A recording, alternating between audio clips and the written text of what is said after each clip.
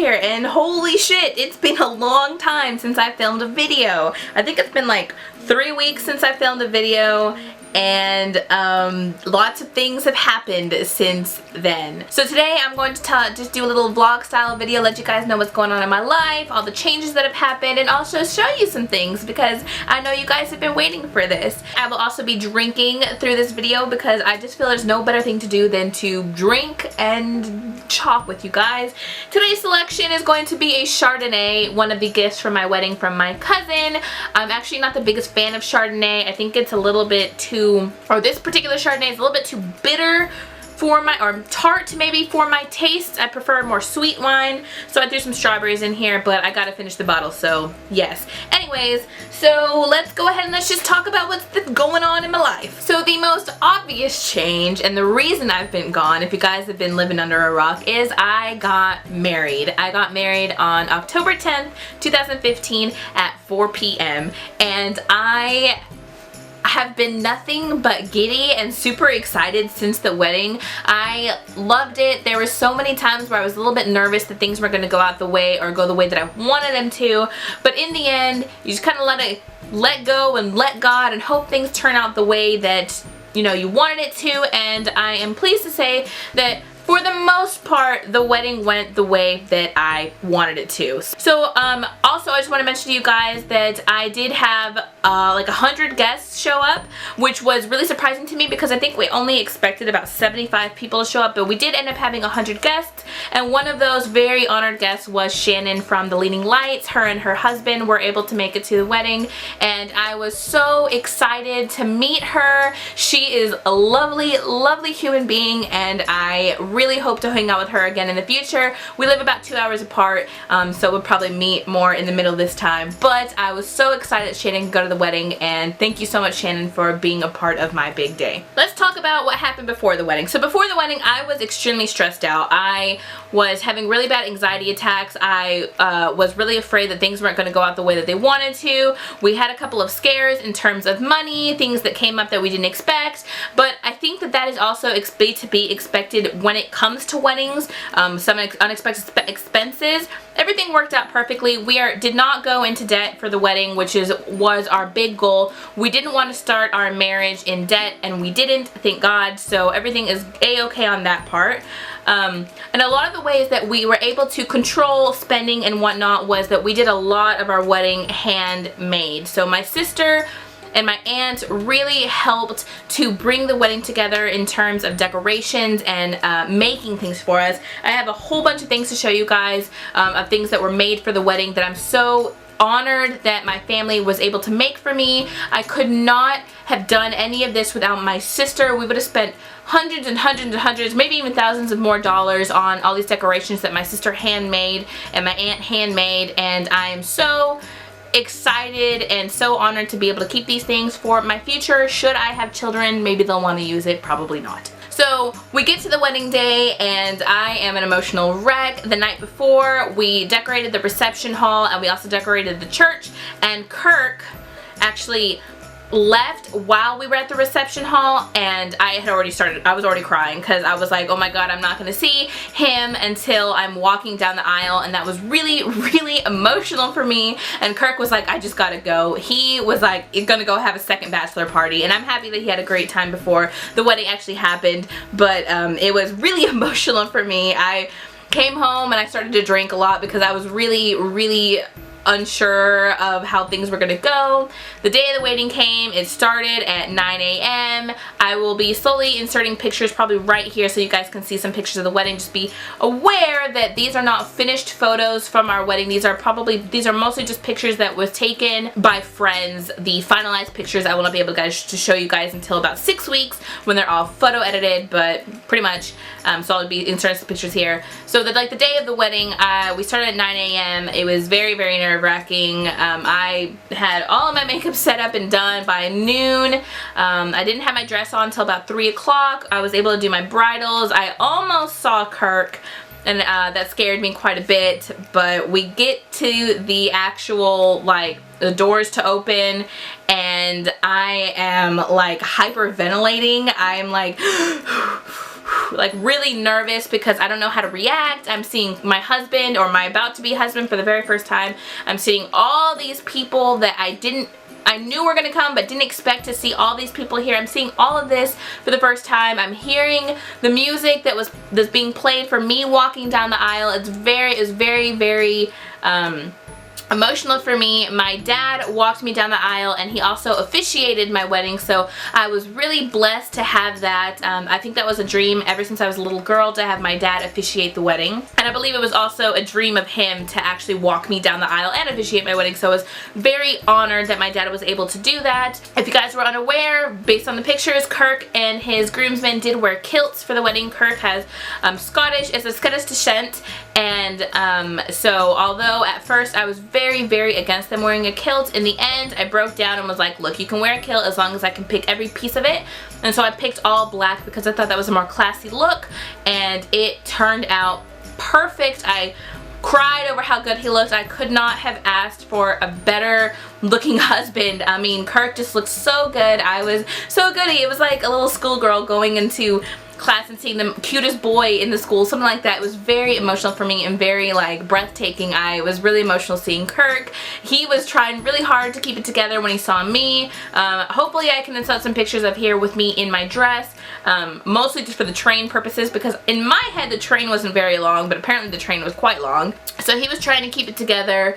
We got up to the actual altar and it was just super.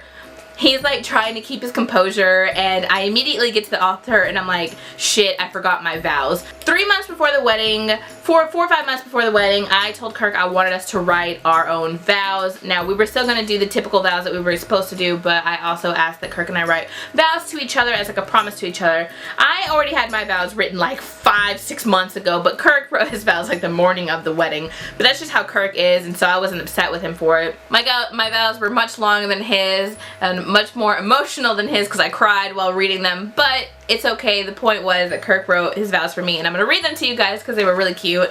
But I got up to the altar and I forgot the vows, and I'm like telling Kirk, oh my god, I'm whispering to him in front of me, I'm like, I forgot my vows, did you bring yours? And he's like, yeah, and I'm like, oh my god, let's just skip it. And my dad's like, well, just skip it, and Kirk's like, no. And so I'm like looking at my bridesmaid, I'm like, can you please go back and get my vows? So my bridesmaid left like at the beginning of the wedding to go, like everybody's there, and she left to go and get my vows for me. She came back, she handed it to me. It was all good, but it was really embarrassing because I was like, I can't believe I forgot my vows. It's like a big deal. I was the one that was complaining about even doing the vows, and he didn't even forget them. I did.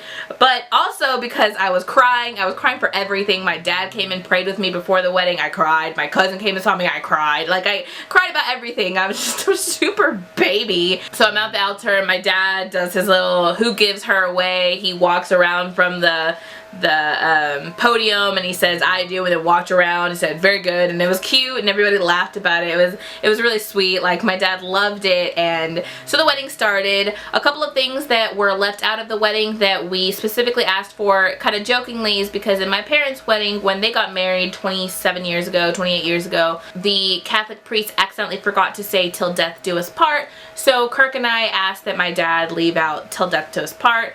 I understand that that is technically contractually a way to, you know, break the wedding, you know, so someone die and you can go off, but Kirk and I just felt that we wanted to honor my parents in that way, so we left out till death do us part. Another thing that my dad also left out was does anybody have any objections, mostly because, I mean, really, if I have any friends that objected to our wedding, like, we probably shouldn't be friends. So and even then, nobody objected to the wedding anyway, so, but so they left that part out. It went smoothly. The whole ceremony went very smoothly. We said our I do's and whatnot, and it was very sweet.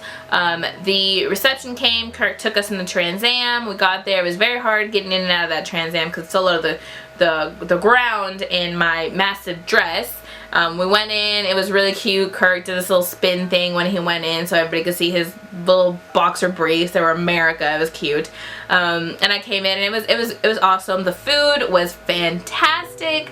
The beer was on point. We had a Shiner keg and a Bud Light keg, but the Shiner keg was the one that got floated, of course. All the wine got drank, so that was also something that we were really hoping for, and it did happen. I got really drunk, of course. I don't think that, you know, it was my wedding, it was my reception. Of course I was gonna get drunk. I remember everything, but of course I got drunk.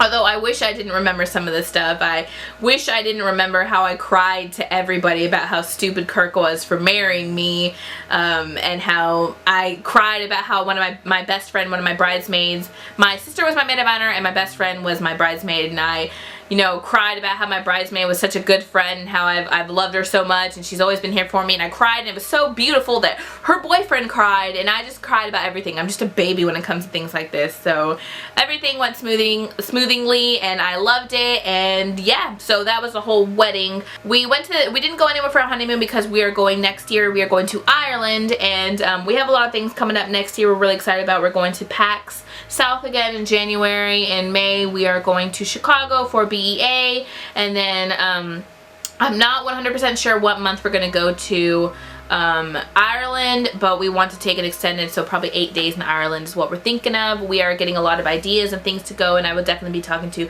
Max from Well Done Books and Abby from Abby Kathleen on places to go. Also Shannon from Cozy Tea Reads also will be helping me out and like finding out where to go in Ireland. We're very excited. So in terms of legal stuff, I am legally now Rachel Kern. I am no longer Rachel Taylor.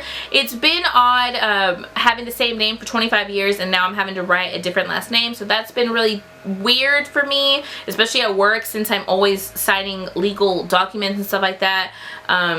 It's been kind of difficult when it comes to that, but I'm slowly getting used to it. I'm also going to have to get used to us having a joint bank account. That was something that we decided to wait till we were married for. Even though we've been together for 5 years and it's always been the same money, we decided after we were married we were going to have a joint bank account. So that was a little bit different. Going to the DMV, going to the Social Security office, going to the courthouse to turn in our marriage license, all that stuff was taken care of, and so now I'm just waiting on my driver's license and I'm waiting on my new Social Security card, so that's exciting. But it's also still very odd thinking of the fact that my name is no longer Rachel Taylor. Excuse the interruption, my husband came home and I didn't expect it, and so I'm sitting here just talking and I didn't know he was home yet. Anywho, and he also dropped my glass of wine, so that was a bummer. I'm now drinking Sprite. Now I'm just going to go ahead and show you guys all of the stuff that was handmade for the wedding. I won't be able to show you every last bit of it because it's a lot and I don't have a lot of it anymore. But I will show you the stuff that I do have. But first, I'm going to read to you guys the vow that Kirk wrote for me because I feel like you guys will appreciate it. I already lost the vow that I wrote for him, but it was pretty much, you know, your generic, I love you, I'm gonna follow you, I love you, I trust you. And then our typical, we always say to each other, in this life and in every life after, I will love you always, whatever, that's our thing. Anyways.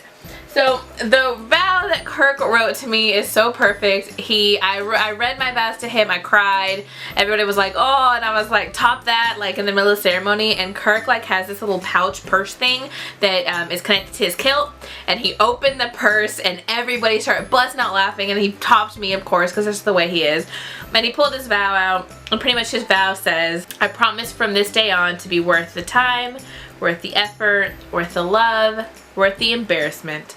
I promise that you will always count, you will always come first, and of course, for whatever reason you don't, I will buy you some books. And it was perfect, and I don't think that anybody but Shannon and my family really appreciated what his vow meant to me, so there's that. So yeah, I'm going to go ahead and show you guys some of the stuff that I had for the wedding. So we'll go ahead and start with what's in this bag. So pretty much the necklace I wore for my wedding is going to be this one. It is a beautiful pearly type wedding. I got it from Charming Charlie's. It was like $30, and that's the only time I will probably ever spend that much money on a fake necklace, but it is beautiful and I am looking forward to wearing it again. It is gorgeous. The bow ties that my nephews wore, that Kirk and his groomsmen were originally going to wear, but it didn't end up working out that way because it was too big and it didn't match so well. But the bow ties that my nephews wore were these two. They're purple because the theme of the wedding was like a peacocky type wedding,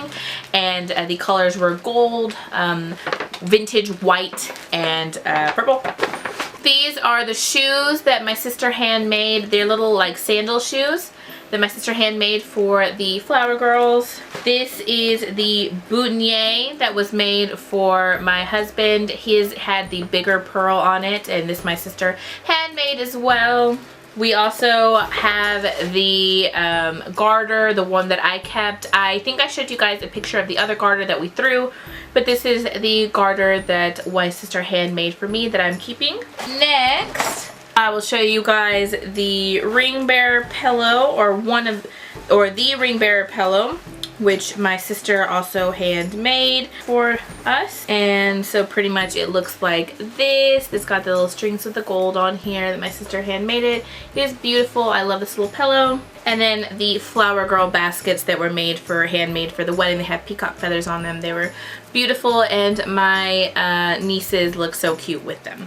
Next, I have for you guys my bouquet. We opted out of buying any flowers. I spent literally $40 total for the entire wedding, and I know some people could spend thousands of dollars on flowers, but we just didn't want to go that route on something that's gonna die. So my sister handmade my bouquet using all fabric flowers. So this is my bouquet. It's got a little peacock in here that's not really worth doing anything, but it's got all of these beautiful flowers, and it's got all these little beautiful rhinestones all over it, and I loved my bouquet. It is gorgeous. This is the bridesmaid, one of the bridesmaids bouquets. This is a pretty flower on top. It had jewels all over it. I love this as well. It was beautiful, and my bridesmaids looked beautiful with these.